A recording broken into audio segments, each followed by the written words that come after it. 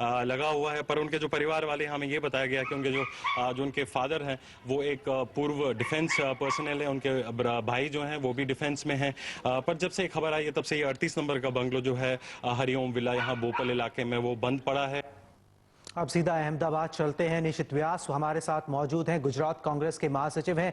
निशित जी, आपसे जानना चाहेंगे कि गुजरात का नाम इतनी प्रोमिनेंटली आगे क्यों आता है जब भी बात होती है, सट्टे की बात होती है किसी भी किस्म के, या फिर ये जो वहां का जो युवा है वो बहुत ज्यादा शेयर बाजार में भी डील करता है, बहुत सट्टा लगाने की प्रवृत्ति जो है वहां पर ज्यादा है, सटोरिये भी ज्यादा पकड़े जाते हैं। अर्ली 2000 में भी अगर आप बात करें तो राजकोट उसके आसपास के इलाकों में बहुत से सटोरिये पकड़े जाते थे। ये भी खबरें कई बार आती थी कि सटोरी जो है ये खिलाड़ियों तक पहुंचने की कोशिश कर रहे हैं, उनसे संपर्क साधने की कोशिश की है।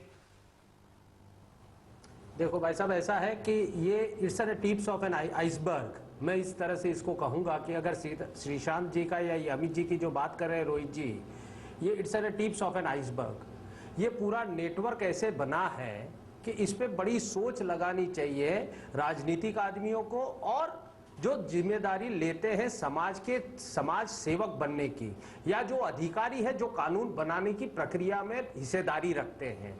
जिस तरह से आपने रेप वाले इश्यू को हाइप देकर, मीडिया की भी इतनी जिम्मेदारी है, जिस तरह रेप वाले इश्यू को जो हाइप आपने दे दी, उससे कुछ कानून का मसला हल हुआ और कुछ बातें मैच पे आई और कुछ डिसीजन लेने की आज मौका तैयार हो गया। उसी हिसाब से इस इश्यू को, क्योंकि इसमें अगर आदमी पकड़ा जाता है तो 15 दिन की सादी जेल होती है और वो सीधा आदमी निकल जाता है। ये पूरा कोकस ऊपर से देखा गया। जो एंटी सोशल एलिमेंट थे उन्होंने पहले देखा कि पहले गुजरात में शराब का माने वो प्रोहिबिशन है तो उसका व्यापार किया, उसके व्यापार से बढ़कर फिर ड्रग्स वाला मामला चला, उसमें पैसा बड़ा इन्वॉल्व था। उससे ज्यादा अब ड्रग्स में ऐसा है कि नॉन बेलेबल ऑफेंस लगती है जिसमें 7 साल 10 साल 15 साल की सजा हो सकती है, जिसमें देश का राष्ट्रपति भी उसको माफी नहीं दे सकता है। तो ये इसमें ऐसा था कि सिर्फ 15 दिन की सजा होती है ये जुए खेलने में। इसके वजह से जो एंटी सोशल काम करते हैं उन्होंने पूरी ये साजिश बनाई, और ये मैच फिक्सिंग, आईपीएल तो मैं समझता हूँ इट्स अ पीनट्स, और इससे ज्यादा जो इंटरनेशनल गेम होती है उसमें भी बड़ा सट्टा होता है, उसमें पूरी मैच फिक्सिंग होती है। इसमें पूरा फोकस ऐसा है कि वहां से जो ऑपरेटर हैं वो यहाँ हाई सोसाइटी एंड के, क्योंकि आप देखोगे औरों के विकास होने में गुजरात का जो भी जनरेशन है वो बिजनेस ओरिएंटेड ज्यादा है, पैसे पे उसका फोकस ज्यादा होता है। तो उस लोगों को, उस परिवार में जिसमें दो पैसा पिछले 5-10 साल में यहाँ जो रेवेन्यू बढ़ी है वो यहाँ की जमीन बेचने से नए करोड़पति का सेगमेंट खड़ा हुआ, उस परिवार पे इन्होंने फोकस किया कि भाई उस परिवार का बेटा जो अगर हो तो उसके साथ टच में कोई लोअर इनकम ग्रुप वाला कोई बेटा उसके टच में हो। आपका पॉइंट समझ में आ गया कि कहीं ना कहीं यहाँ पर कानून की भी कमजोरी है जिसके चलते इस तरीके की घटनाएं जो हैं वो बढ़ रही हैं। स्पॉट फिक्सिंग हो, सट्टेबाजी हो, सट्टोरी हो या सट्टेबाज जो है उसके साथ लगाता है, कहीं ना कहीं कानून की भी कमजोरी है। 25% से ज्यादा जो आपका मिडिल इनकम ग्रुप वाला, जैसे ये श्रीशंत है, आप अभी कोई जनाब बता रहे थे कि भाई साहब बहुत छोटे परिवार से आया, बहुत स्ट्रगल करके आया, उसके साथ वो एक रणजी ट्रॉफी प्लेयर खेला है, वो आदमी उसके साथ इन्वॉल्व हुआ, उसने ये किया। तो ये लोग पूरा टारगेट करते हैं कि जब वहां पुअर सेगमेंट में से, लोअर इनकम ग्रुप में से जो बंदा आया है उसको फोकस करते हैं।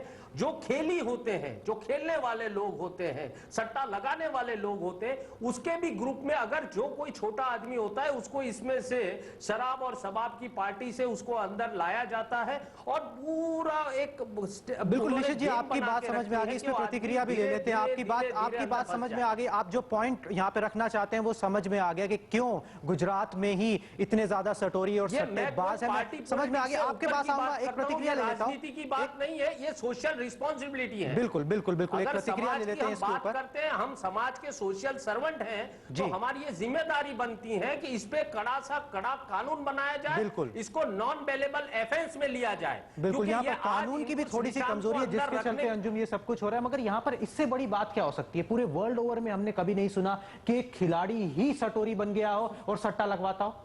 आई थिंक खिलाड़ी सटोरी नहीं बना, खिलाड़ी सिर्फ एक लिंक बना है। क्योंकि देखिए अमित सिंह अभी कुछ हाल ही पहले भी खेल रहे थे आईपीएल टीम में राजस्थान रॉयल्स से और अच्छा प्रदर्शन भी किया है। सो खिलाड़ी एक लिंक तो चाहिए आपको, जो मेन प्लेयर्स हैं, जो मौजूदा खिलाड़ी हैं और जो ये काम कर रहे हैं, उन दोनों के बीच में एक लिंक चाहिए होता है। आप जब भी कोई ऐसी चीज होगी, लिंक या तो वो प्लेयर का सबसे बड़ा करीबी रिश्तेदार हो या वो खुद खिलाड़ी हो, क्योंकि देखिए प्लेयर भी समझते हैं कि किसी थर्ड या फोर्थ पार्टी के साथ वो लिंकेज नहीं रखते।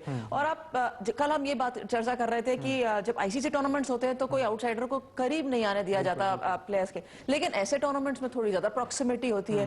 तो जो खिलाड़ी खुद है, देखिए आप कभी फॉर्मर खिलाड़ी और मौजूदा खिलाड़ी को मुश्किल है। आप अमित सिंह को ये नहीं कह सकते यार ड्रेसिंग रूम के पास ना आइए, आप ग्राउंड में मत आइए, किसी से बात ना करिए, क्योंकि वो खुद खिलाड़ी हैं।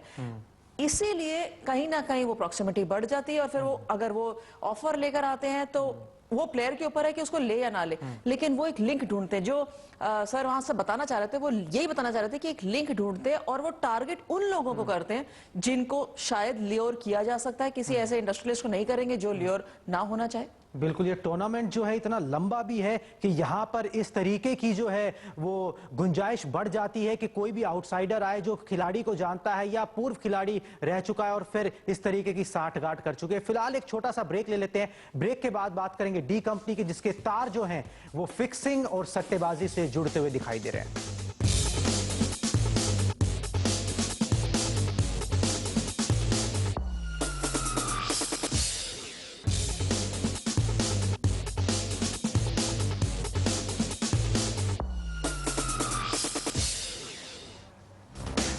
ब्रेक के बाद आपका स्वागत है। अब बात करते हैं डी कंपनी की, जिसके तार क्रिकेट बैटिंग और फिक्सिंग से जुड़ते दिखाई दे रहे हैं। दुबई में बैठे डी कंपनी के गुर्गे सट्टे का कारोबार चलाते हैं, ये तो हर कोई जानता है, लेकिन इन लोगों को देश से भगाने में पुलिस ने भी मदद की है, ये बात अब सामने आ रही है। हमारे संवाददाता सुनील सिंह की ये रिपोर्ट देखिए। ये सुनील दुबई है। सटोरियों की रवायत है कि सरनेम की जगह उस शहर का नाम लगाते हैं जहां से बैठकर सबसे ज्यादा कारोबार करते हैं। दिल्ली पुलिस के कमिश्नर जिस मास्टरमाइंड की ओर इशारा कर रहे हैं, असल में वो कोई और नहीं, सुनील दुबई ही है। लेकिन कहानी सुनील दुबई पर खत्म नहीं होती। आईपीएल में सट्टे का जाल पूरी दुनिया में फैला हुआ है और इसके तार अंडरवर्ल्ड से भी जुड़े हुए हैं।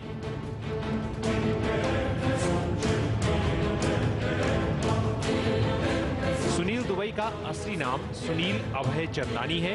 ये मुंबई के कोलाबा का रहने वाला है, लेकिन बाद में सट्टे के कारोबार के लिए दुबई भाग गया। यहाँ इसके रिश्ते छोटा शकील और अनीस इब्राहिम से हुए। सुनील के रिश्ते मुंबई के दो बड़े पुलिस अफसरों के साथ भी हैं और ये भी कहा जा रहा है कि इसी वजह से उसके खिलाफ सिर्फ एक बार ही लुकआउट नोटिस जारी हुआ है। सुनील दुबई के लिए काम करने वाले देवेंद्र कोठारी और सोनू जालान अब दिल्ली पुलिस की गिरफ्त में हैं। ऐसा नहीं है कि मुंबई पुलिस सिर्फ सुनील दुबई पर ही मेहरबान है। एक और बड़े सटोरिया है, जूनियर कोलकाता पर भी वो अपनी इनायत दिखा चुकी है। जूनियर कोलकाता का नाम इंग्लैंड और पाकिस्तान के मैच में ही स्पॉट फिक्सिंग में आया था। मुंबई पुलिस के नाक के नीचे से जूनियर कोलकाता का भाग जाना किसी चमत्कार से कम नहीं। इसके बावजूद आला अफसरों ने चुप्पी साध रखी है, ये बड़ा सवाल है। मुंबई से कैमरामैन दिनेश महिमाना के साथ सुनील सिंह, एनडीटीवी इंडिया के लिए। इस रिपोर्ट को तैयार करने वाले हमारे संवाददाता सुनील सिंह हमारे साथ मुंबई से मौजूद हैं। सुनील, यहाँ पर बहुत बड़ा सवाल उठता है कि जब पुलिस को इतनी ज्यादा जानकारी है, पत्रकारों के पास इतनी ज्यादा जानकारी है, तो क्यों नहीं कोई बड़ा सटोरी लगातार मुंबई से पकड़ा जाता है, जो कि गढ़ माना जाता है भारत में। जितना भी यहाँ पे बैटिंग होती है वो दिल्ली से मुंबई होती है और फिर मुंबई से दुबई होती है, वहां से क्यों नहीं कोई पकड़ा जाता? क्या ये पूरी साठगांठ है, मिली भगत है, जिसकी वजह से धंधा बहुत ही आसानी से किया जा रहा है?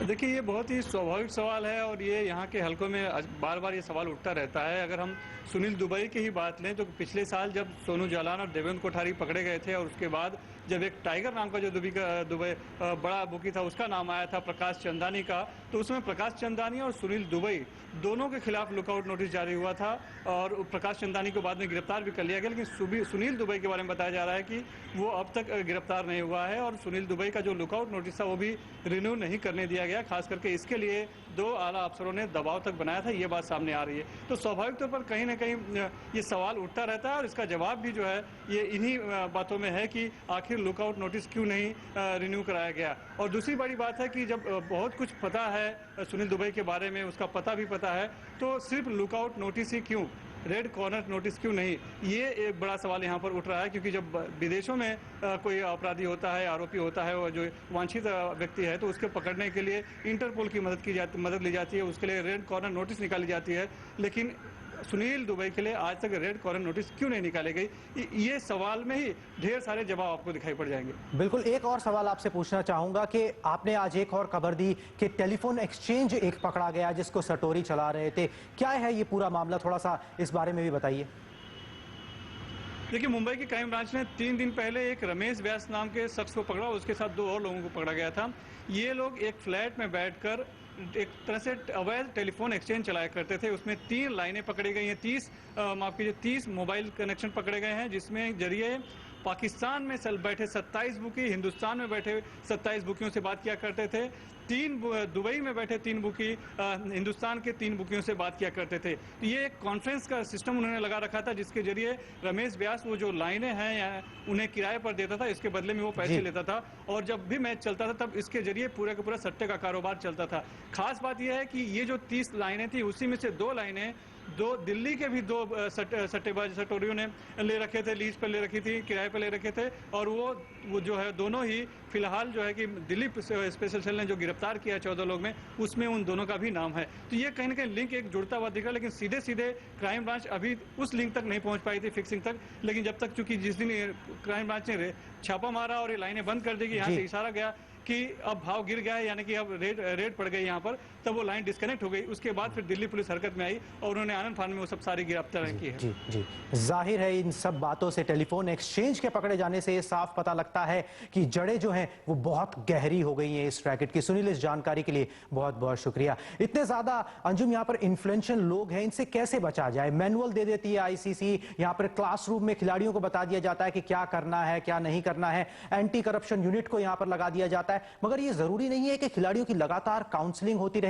जब भी वो कोई tip of ACSU anti corruption unit को दें तो उस पर कार्रवाई हो पुलिस के साथ मिलकर, ताकि यही सब चीजें करके जो है खिलाड़ियों को भरोसे में लिया जा सकता है कि अगर कोई भी उनके पास आएगा उनका कुछ बिगड़ेगा नहीं अगर वो उसकी रिपोर्ट करते हैं पुलिस में या फिर एंटी करप्शन यूनिट को। तो ये सारी चीजें मौजूद हैं कुणाल, ऐसा कुछ भी नहीं है जो ये चीजें खिलाड़ियों को बताई नहीं जाती या बिल्कुल अवेयर नहीं होते इन चीजों के लिए। आई थिंक ये सारी चीजों के बारे में प्लेयर्स बिल्कुल जानते हैं। कल इसी बात पे चर्चा हो रही थी कि एसीएसयू, जब भी आप आईसीसी टूर्नामेंट या कोई भी ऐसा क्रिकेट टूर्नामेंट बड़ा खेलते हैं तो वहां पे एसीएसयू के जो सरकारी जो अफसर हैं वो वहां मौजूद होते हैं। आपको मैक्सिमम 6 महीने का समय होता है, अगर आप 6 महीने तक आप उनसे नहीं मिलते तो उसके बाद जब भी आप टूर्नामेंट में जाते हैं एक मीटिंग आपकी उनसे होती है।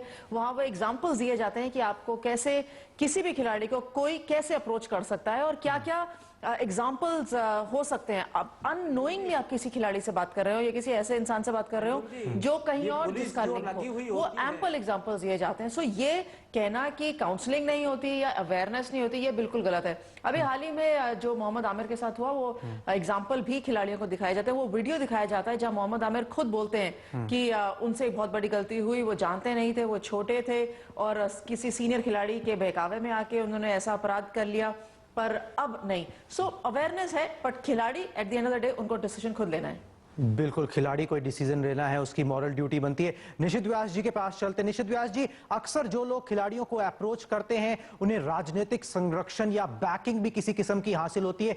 पुलिस अगर लोकल स्तर पर मजबूत हो जाए तो दुबई में बैठे लोग जो हैं वो देश में इस जहर को नहीं फैला सकते। आपकी क्या राय है इस पर? देखो, मैं इस इश्यू को कोई पॉलिटिकल पार्टी से बढ़कर एक सामाजिक जिम्मेदारी के तौर से देखता हूं जी। इसमें कौन से पार्टी से आदमी लगा है वो बात छोड़ दो, अगर इस फोकस में वो है तो उसे कड़ी से कड़ी सजा होनी चाहिए और होनी चाहिए। मैडम बता रही हैं, जैसे आप बोल रहे थे कि पुलिस का फोर्स लगना चाहिए, तादाद लगना चाहिए, ये लगना, काउंसलिंग होना चाहिए, ये सब कुछ होता है। पर वो सिक्योरिटी किसको पकड़ते कि वो शाहरुख खान वहां चले गए, SRK वहां चले गए तो उसको पकड़ते हैं, लेकिन जो ये किंगपिन होते हैं उनको पकड़ने की वो चेष्टा कतई ही नहीं करते हैं। माने ये बड़ी गहरी साजिश है इस देश की अगली पीढ़ी को तोड़ने के वास्ते। मैं इस नजरिए से इसको देखता हूं, इस इश्यू को मैं इतना गंभीर समझता हूं कि अगली नस्ल को नष्ट करने का ये कार्यक्रम, ये षड्यंत्र है। अगर इस देश का कोई भी राजनीतिक आदमी अगर इस पे आगे आए तो मैं उसको सलाम करूंगा और इसका कानून कड़ा सा कड़ा होना चाहिए, क्योंकि मैं जानता हूं उन परिवारों को जिनके घर बार लूट गए हैं, जहां बेचारे मुश्किल से उसके परिवार ने मेहनत करके इमारत खड़ी की हो, वो सरेआम बिकती हैं, जबकि उनका नेक्स्ट जनरेशन इस सट्टे के लाइन पे लग जाता है। ये बड़ी डेंजरस साजिश है इस देश की नेक्स्ट जनरेशन को तोड़ने का। जिस परिवार के संस्कार और संस्कृति मजबूत नहीं है वही परिवार इसमें लगा है, वो फोकस करते हैं। जैसे आज श्रीशांत को उन्होंने एक अपना बोले कि फर्स्ट स्टेप बनाया, वो जो अहमदाबाद का जो लड़का है वो कहां था, किस लेवल पे था, आज वो उसका मकान कहां से आया, वो प्लॉट किसका है, जरा तहकीकात करिए, आपको सब जवाब मिल जाएंगे। बात हम यहाँ पर समझ गए कि ये मुद्दा जो है वो ज्यादातर सामाजिक है, एक मॉरल ड्यूटी बनती है खिलाड़ी की भी कि वो जो है यहाँ पर अपनी ड्यूटी समझे, अपनी जिम्मेदारी समझे और उसके बाद काम करे, और पुलिस को भी चौकन्ना रहना होगा, सबको अपनी जिम्मेदारी उठानी होगी, तभी इस परेशानी है उससे निजात पाया जा सकता है। आप हमारे साथ जुड़े, आपने हमारे लिए समय निकाला, इसके लिए बहुत बहुत शुक्रिया। फिलहाल वक्त है एक छोटे से ब्रेक का, ब्रेक के बाद बात करेंगे दूसरे खेलों में कैसे स्पॉट फिक्सिंग जो है अपनी जड़ें मजबूत कर चुका है।